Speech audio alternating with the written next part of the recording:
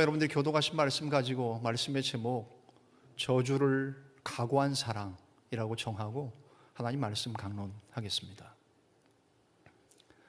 우리들이 살면서 결국 인간들 사이에서 많은 이야기들이 오고 가곤 합니다. 그것을 많은 사람들은 문화와 예술로 승화시키곤 하지요. 그래서 많은 사람들이 이야기하는 소설, TV 드라마, 영화, 오페라 주제를 가만 보면 대부분의 주제는 사랑이 빠지지 않습니다.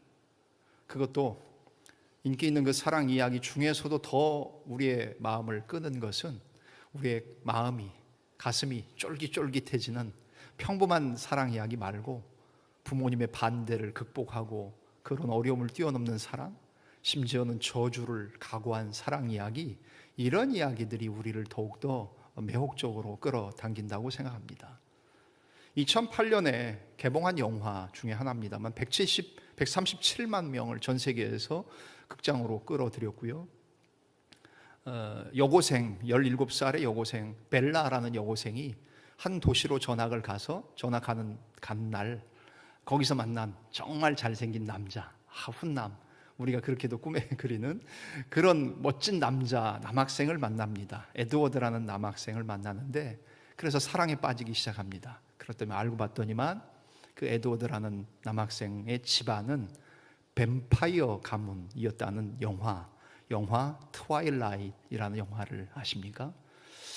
저는 개인적으로는 저런 류의 영화는 별로 좋아하지 않습니다. 좀비 나오고 뱀파이어 나오고 그런 영화 별로 좋아하지는 않는데 아마 저희 50대 이상의 세대는 별로 재미를 못 보셨는지 모르겠지만 그래도 아마 3040 세대는 재미있게 보신 영화고 시리즈물도 계속 나왔던 것 같습니다. 트와일라이트이라는 영화는 저기 위에 나오는 것처럼 사랑하는 사람을 위해 기꺼이 불멸의 저주를 선택한다는 내용이 그 내용입니다. 뱀파이어 세계의 불멸과 위험이라는 그 저주와 위험을 여고생 소녀 벨라가 그것을 감당하면서 사랑해낸다는 이야기인 것 같습니다. 저도 안 봐서 잘 모르겠습니다. 다 검색으로 내용들을 알고 있는 이야기고요. 그래서 우리가 아는 것처럼 영화에도 가위손, 또 소설 오페라가 또 뮤지컬로도 나왔습니다. 오페라의 유령, 드라큘라, 훨씬 이전엔 드라큘라, 우리 한국의 드라마 가운데 호텔 델루나, 이런 아마 부류가 저주를 각오한 사랑 이야기. 정말로 그냥 평범한 사랑 말고 우리 사랑하고 부모님이 허락하시고 이게 아니라 그 모든 것들을 극복하고 저주받을지언정 내가 괴물이 되고 짐승이고 야수가 되어도 미녀를 사랑하게 되는 그런 이야기들이 사람들의 마음을 더 많이 끌어들인다고 생각합니다. 오늘 말씀의 제목을 저주를 각오한 사랑이라고 정했는데요, 우리가 읽었던 로마서 9장 1절부터 5절의 내용을 한마디로 저는 그렇게 정한 겁니다. 저주를 각오한 사랑. 하나님이 바울 사도를 통해 우리에게 오늘 러브 스토리를 얘기하고 계십니다. 이스라엘을 향한 그 사랑은 바울 입장에서는 저주를 각오한 사랑이었다는 이야기입니다. 그래서 오늘 본문을 통해서 몇 가지로 오늘 이 러브 스토리, 사랑의 이야기를 살펴보기를 원하는 것입니다. 첫 번째, 진실한 사랑의 증거는 뭘까요? 그것은 그치지 않는 근심을 가지고 있느냐로 우리의 리트머스 시험지를 가지고 한번 점검해 볼 수 있다는 말씀입니다. 제목 나왔는데 같이 한번 읽어보실까요? 첫째, 시작. 진실한 사랑의 증거는 그치지 않는 근심입니다 라고 좀 놀랄 만한 말씀으로 도전을 할까 합니다. 1, 2절을 메시지 성경으로 좀 쉽게 번역을 넣었습니다. 같이 한번 읽어보실까요? 1절, 2절 아까 우리가 개역성경 읽었으니까요. 같이 읽으십시다. 시작. 내게는 늘 지고 다니는 큰 슬픔이 하나 있습니다. 여러분이 그것을 알아주었으면 합니다. 이는 내 마음 깊은 곳에 자리하는 큰 고통이며 나는 한 번도 거기서 벗어나 본 적이 없습니다. 이는 결코 과장이 아닙니다. 그리스도와 성령께서 나의 증인이십니다. 바로 이스라엘 백성에 관한 이야기입니다. 아멘.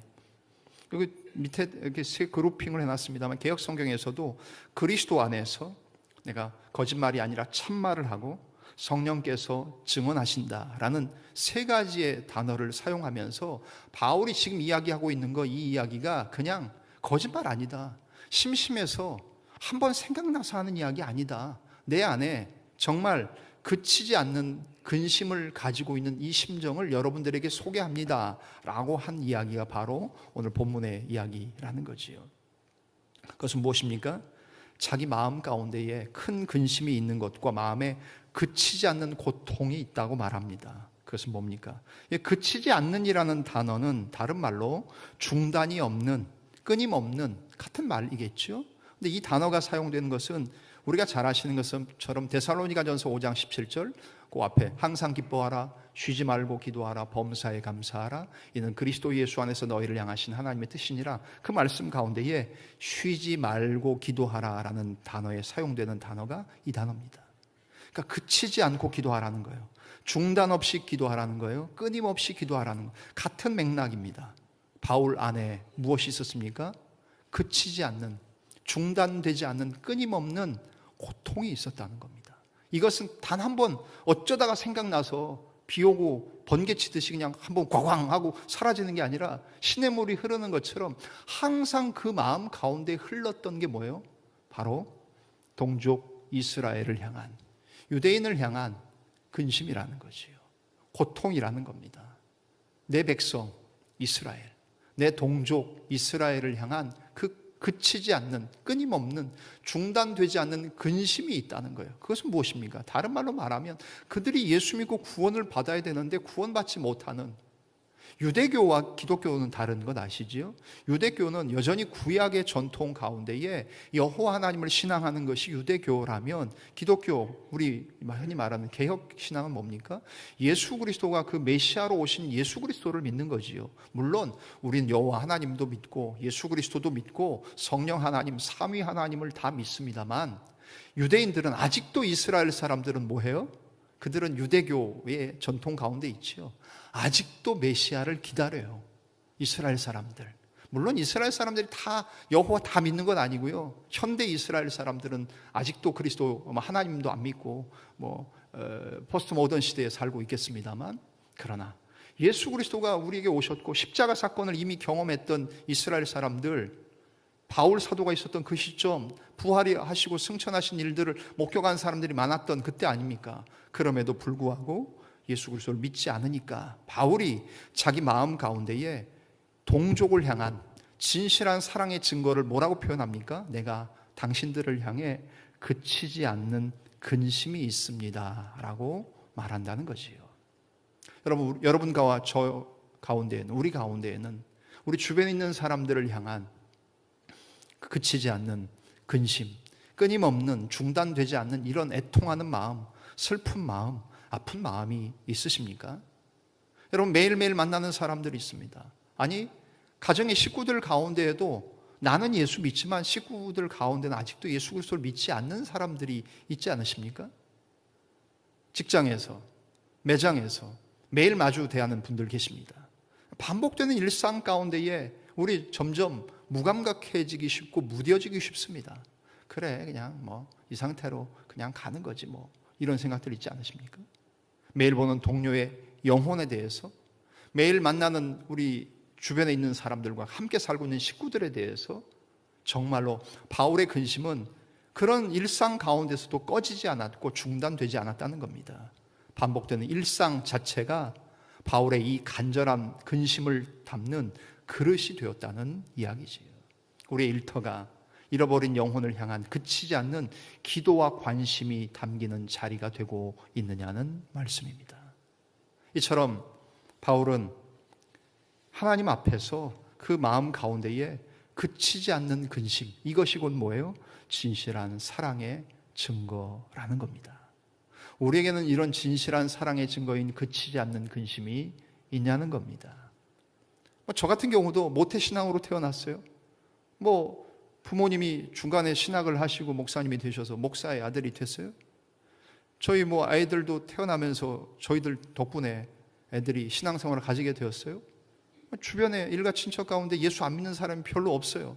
목사가 만나는 사람 맨날 다 크리스찬이고 다 친구도 목사고 다 크리스찬이니까 그런 마음이 별로 없이 살고 있다면 여러분들은 아마 이런 상황을 더 쉽게 접하고 계시지 않습니까?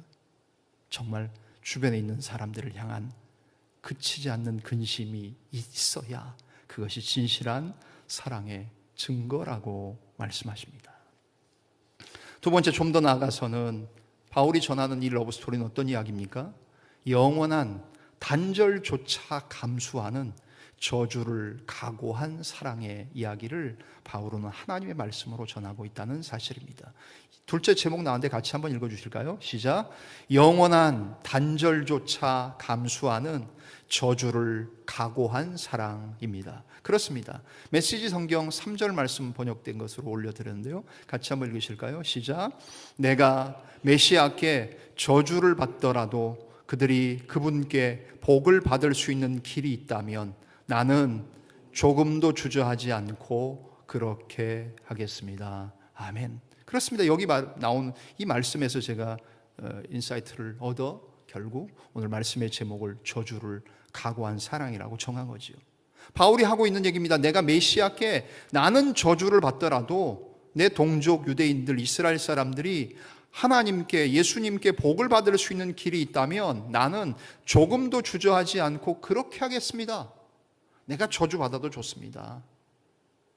내 동족 이스라엘, 아니 여러분에게는 내 남편, 내 아내, 내 자녀들, 나의 부모님들, 그분들이 예수 믿을 수만 있다면 내가 저주를 받을지라도 나는 그걸 원합니다 라고 고백하고 계십니까? 영원한 단절조차 감수하는 저주를 각오한 사랑이 바울이 오늘 우리에게 전하고 있는 하나님의 말씀이라는 이야기입니다. 여기 저주로 번역된 단어는 본래 하나님께, 신에게 바쳐진 것, 그래서 인간의 일상적인 삶에서 완전히 분리된 것, 그것을 말하는 단어입니다.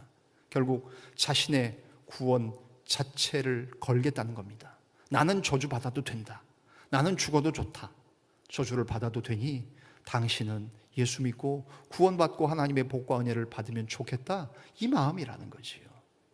여러분, 이건 바울의 어떤 감정적인 것만을 얘기하는 게 아니지요. 바울보다도 앞서서 훨씬 이전에 구약에도 모세가 이렇게 하나님 앞에 중보 기도했던 거 기억하십니까? 이처럼 신앙의 위인들은 자신을 담보로 내놓고 하나님의 복과 은혜와 저주와 심판 사이에 그 사이를 연결하는 다리가 되었고 자기 자신들이 제물이 되었던 것들 기억하시지 않습니까? 자신을 담보로 내놓아서 틈을 잇는 중보자, 구약의 대표적인 인물 모세입니다. 하나님 앞에 금송아지 가지고 우상 숭배했던 그들 하나님이 대노하셨어요. 진노하셨어요. 그래서 그들을 다 멸하기로 작정하지 않으셨습니까? 그때에 출애굽기 32장 32절에 모세가 하나님께 이렇게 기도하지요. 그러나 이제 이 백성들의 죄를 용서하여 주옵소서. 그렇지 아니하시오면 원하건대 주께서 기록하신 책에서 제 이름을 지워버려 주옵소서라고 기도합니다. 모세의 기도, 자기는 하나님의 생명책에 하나님의 은혜 가운데서 지워질지언정 하나님, 이 백성 멸망시키시면 안 됩니다. 이 백성 광야에서 여기서 멸망시키시면 다른 주변국들이 보고 여호와 하나님 뭐라고 하겠습니까? 하나님, 저는 죽이실지언정 이 이스라엘 백성들을 여기서 광야에서 이렇게 죽이시면 안 됩니다라고 하나님 앞에 저주를 각오했던 사랑의 대표적인 인물 모세 아닙니까? 여러분, 우리는 이처럼 하나님 앞에 이런 사람들로 모세나 바울, 아니 그리고 우리가 믿고 섬기는 예수 그리스도 주님도 오셔서 결국 주님 자기 자신은 저주를 받아 십자가의 죄인 취급을 받아 저주받은 자의 대표적인 인물인 십자가에서 수치를 당하고 벌거벗 기시고 십자가에 달려 죽는 죽음을 당하지 않으셨습니까? 그 저주를 각오하셨던, 그래서 십자가를 지셨던 예수 그리스도의 사랑도 영원한 단절조차 감수하셨던 저주를 각오한 사랑이셨습니다. 우리에겐 이런 사랑이 있습니까? 이 이야기는 사도 바울이 로마서 8장 38절 39절에 얘기하는 것과 또 9장 3절에 우리가 방금 전에 읽었던 말씀이 좀 앞뒤가 안 맞는 것 같아요. 로마서 8장 38절 39절 한번 보실까요? 같이 읽겠습니다. 시작.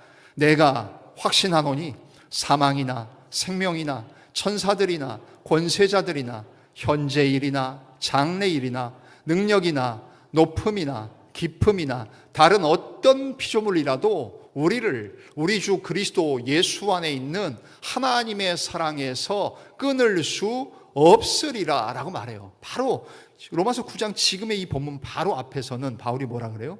하나님의 사랑에서 끊어지지 않는다던 사람이 오늘 9장 3절에서 뭐예요? 내가 끊어져도 좋다, 끊어지겠다라고 말하는 것 아닙니까? 앞뒤가 안 맞는 얘기처럼 들리지 않습니까? 그러나 그렇지 않습니다. 이 이야기는 사랑이 도달할 수 있는 가장 높은 지점에서 하고 있는 이야기. 자기 자신의 구원은 이미 확고하기 때문에 그 확고함을 딛고서 다른 사람의 구원을 위해 내 목숨을 걸겠다는 굉장히 강력한 표현이지요. 그래서 끊어지지 않는다. 어느 누구도 하나님의 사랑에서 그 무엇도 끊을 수 없다고 고백하던 사람 바울이 오히려 여기서 끊어지겠다라고 말하고 있는 내용은 바로 이런 심정이란 말씀이에요. 저와 여러분들에게는 이런 마음이 있으시냐는 겁니다. 저도 사실은 그런 마음이 별로 없어요. 말씀드렸잖아요. 태어나 보니까 어머니 아버지가 예수 믿어요. 그분들이 집사님으로 계시다가 갑자기 회심하셔서 신학하시더니만 목사가 되셨어요. 제가 무슨 목사 아들이 되고 싶어서 된 게 아니잖아요. 아버지가 목사가 되니까 목사 아들이 된 거예요. 그래서 교회를 개척하셨어요. 그렇게 사는 거예요. 그러다 보니까 동생도 신학을 해서 선교사로 나가고 저도 목사가 돼서 지금까지 오게 됐고 동생, 저, 아버지, 어머니 내 식구 다 예수 믿어요. 예수 믿는 아내 만났어요. 집안의 분들, 물론 제 아내의 처가에 아직도 예수 믿도록 기도하고 있는, 다니다가 쉬는 분들 가끔씩 있습니다만 예수 믿는 분들이 많아요. 이런 절박한 심정 사실은 솔직히 많이 못 느끼며 살지요. 목사가 믿는 곳이 맨날 교회 아닙니까? 친구들이 다 예수 믿는 사람들이잖아요. 그런 말씀들 못 느끼잖아요. 그런데 제가 28년 동안 사역했던 사역의 장에서는 다 주변 사람들이 다 안 믿는 사람들이니까, 사무실에 있는 사람들이 안 믿는 사람들이니까 그 사람들을 만나면서 이런 생각이 조금 들기 시작했다는 거지요. 내가 과연 저들을 위해 영원한 단절조차 감수할 수 있는 저주를 각오한 사랑이 내게 있는가? 그래서 그들에게 선행을 베풀고 좀 싫은 소리 들어도 좀 참고 그러면서 복음 전하는 것이 정말 필요하다면 관계 형성을 하고 해서 정말 그들에게 어떻게든지 복음 전하려고 하는 것. 단 한 번 만나고 헤어질 사람들이라 할지라도 그들에게 그렇게 그리스도인의 선한 영향력을 끼칠 수 있는가? 그것을 고민하면서 사는 삶을 조금이나마 맛보았다는 사실이지요. 우리도 전도할 때 어떻게 하십니까? 여러분의 사랑하는 가족들, 친지들, 직장의 동료들, 매일 만나는 사람들, 그들에게 전도하는 것이 논쟁하는 것 아닙니다. 기독교 변호하는 것 아닙니다. 그냥 우리 마음 가운데에 바울이 가졌던 이 마음, 저주를 각오한 사랑, 이 마음을 가지고 당신이 구원받을 수만 있다면 나는 무엇이든지 감수하겠습니다. 하나님께서 내게 어떤 일을 맡기셔도 내가 그거 감수하겠습니다. 인내하고 감당하겠습니다. 심지어 바울은 자기 자신이 저주를 받아 끊어질 수 없는 하나님의 사랑에서 내가 끊어진더라도 당신이 예수 믿고 구원받는 것, 그것을 원하지 않았습니까? 오늘 마침 교회력과 성서일과의 본문이 제가 전도 설교를 언제 한번 해야 되겠다는 생각을 했어요. VIP 초청주의를 앞두고 우리가 전도를 독려하고 영혼들을 구원하는 구령의 열정들이 우리 가운데서 생겨났으면 좋겠다 하던 차에 교회력과 성서일과 렉셔너리 본문이 마침 로마서 9장 1절부터 5절이어서 다른 본문들을 제가 피하고 오늘 본문을 골라 들은 이유가 바로 그것입니다. 여러분, 우리 안엔 영원한 단절조차 감수하는 저주를 각오한 사랑이 있으십니까? 바울은 지금 이 이야기하고 있는 겁니다.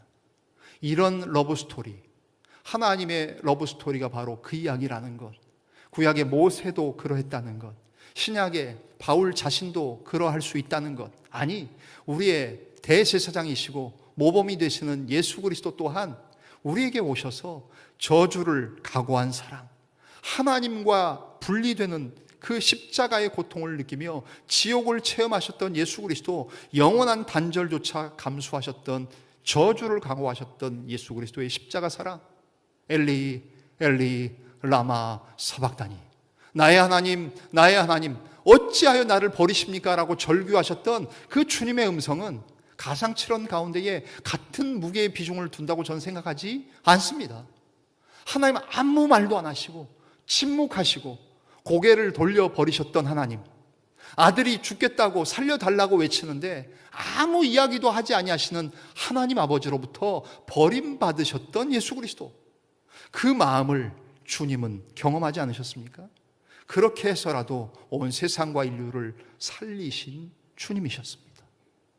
그 주님을 따르는 우리들이 영원한 단절조차 감수하는 저주를 각오한 사랑을 가져야 되는 것, 그것은 마땅한 일이라는 사실입니다.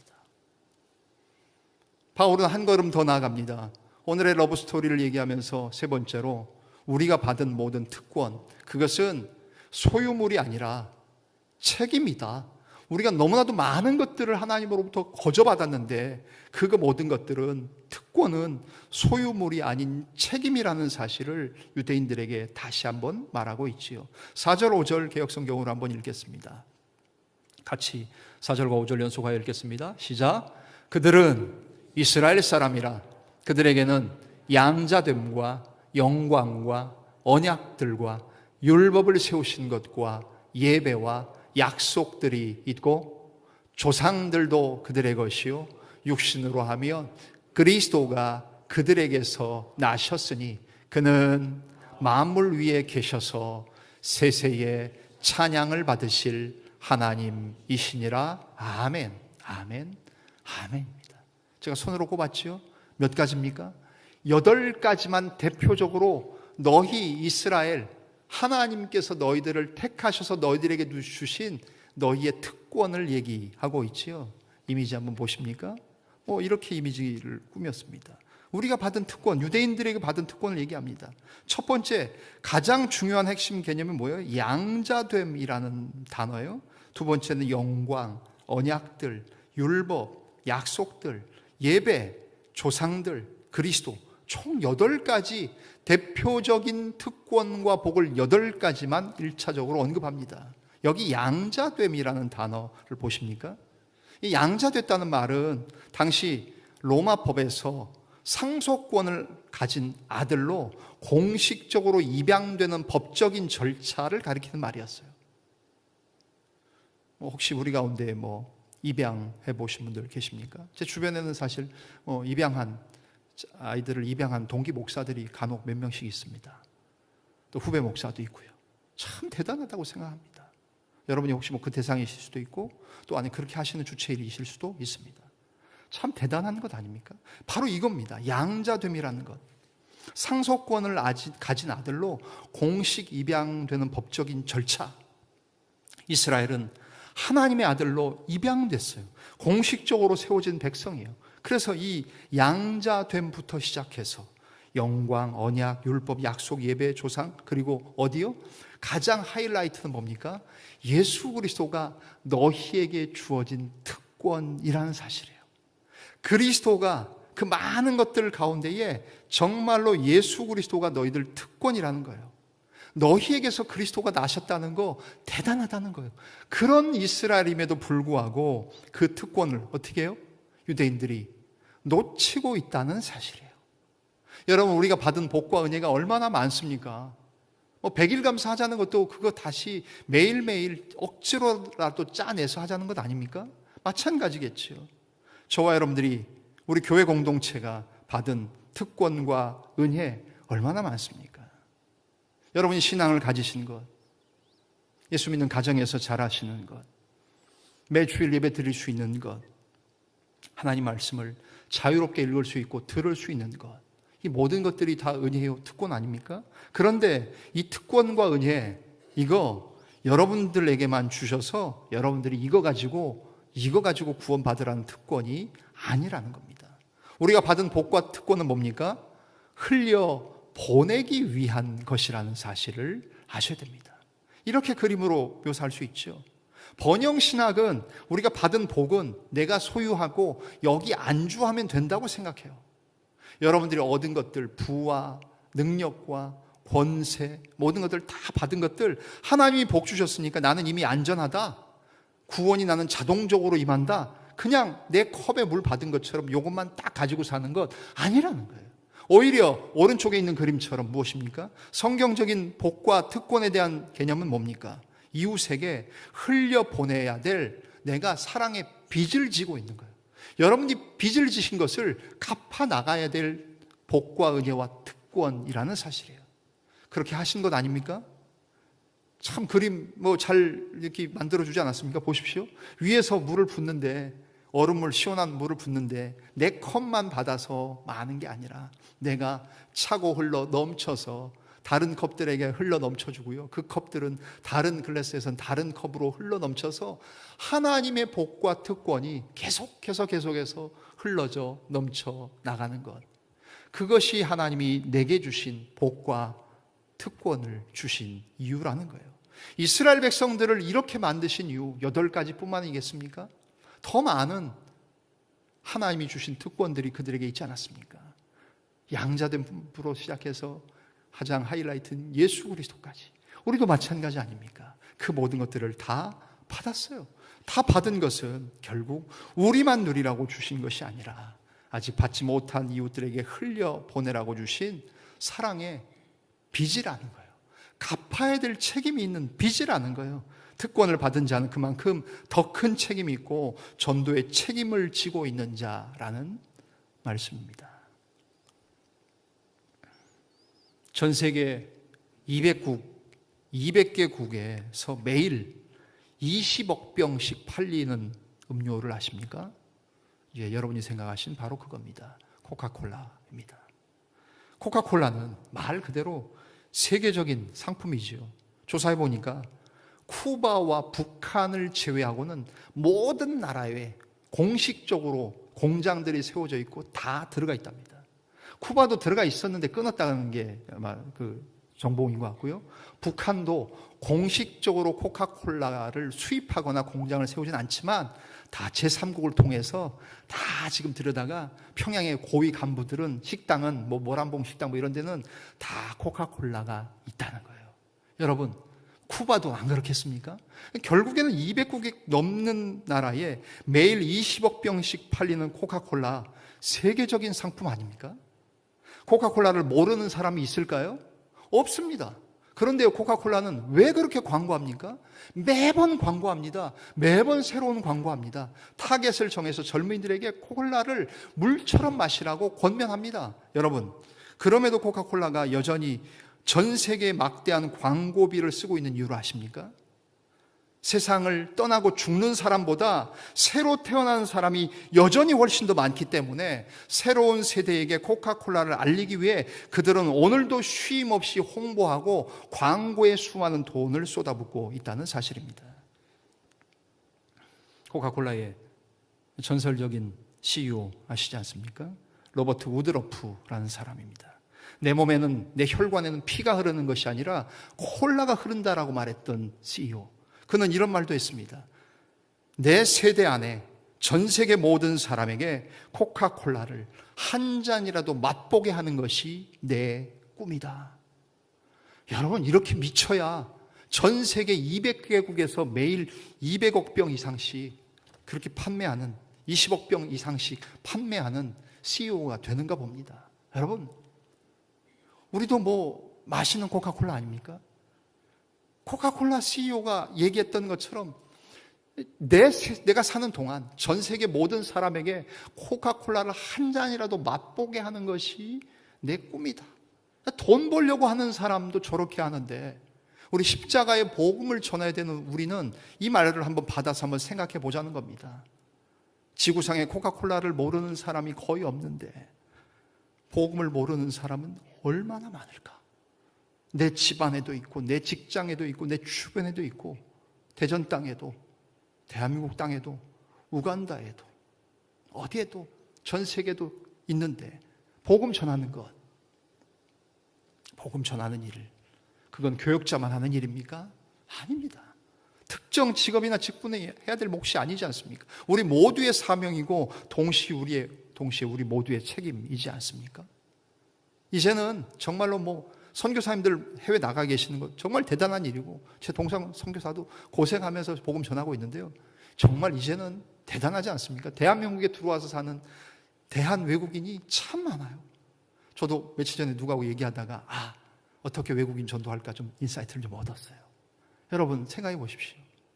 그들에게 복음 전하는 것, 그 나라 그 땅에 가서 복음 전하면 그 나라 법에 저촉을 받아 불법이 되고 전도를 못할 수도 있어요. 근데 고맙게도 동남아의 회교권에 다른 나라에 있는 외국인들이 들어와서 우리나라에서 살아주고 있어요. 우리의 이웃으로, 동료로, 친구로 함께 살아가기 시작합니다. 그들에게 복음 전한다고 해서 우리 핍박받지 않습니다. 우리 주변에 있는 사람들뿐만 아니라 모든 사람들에게 복음 전하는 것, 하나님께서 원하시는, 기뻐하시는 일이지 않습니까? 그냥 우리가 거저 받은 것, 그 복음을 그들에게 거저 나누어 주면 되는 겁니다. 말씀을 정리할까 합니다. 마침 전도 주일을 앞두고 있어서 그러던 차에 오늘 본문을 하나님 주셨습니다. 로마서 9장 1절 5절, 저주를 각오한 사랑. 전도는 무엇입니까?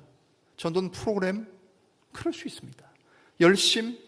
그럴 수 있습니다. 전략? 잘 짜서 해야지 될 수 있습니다. 그러나 그것 이전에 전도는 무엇입니까? 저주를 각오한 사랑의 마음만 있으면 되는 겁니다. 바울이 고백한 것처럼 하나님 앞에서 그에게 그치지 않는, 중단 없는, 끊임없는 염려와 근심이 그에게 있었던 것처럼, 물이 멈추지 않고 흘렀던 것처럼 그치지 않는 그 영혼들을 향한 관심만 있으면 되는 거고요. 41도를 육박하는 이런 날이 올 줄 몰랐지만 이 뜨거운 뙤약볕 앞에 그 태양빛을 온전히 다 받아내는 것처럼 저주를 각오한 사랑만 있다면 전도할 수 있는 거고요.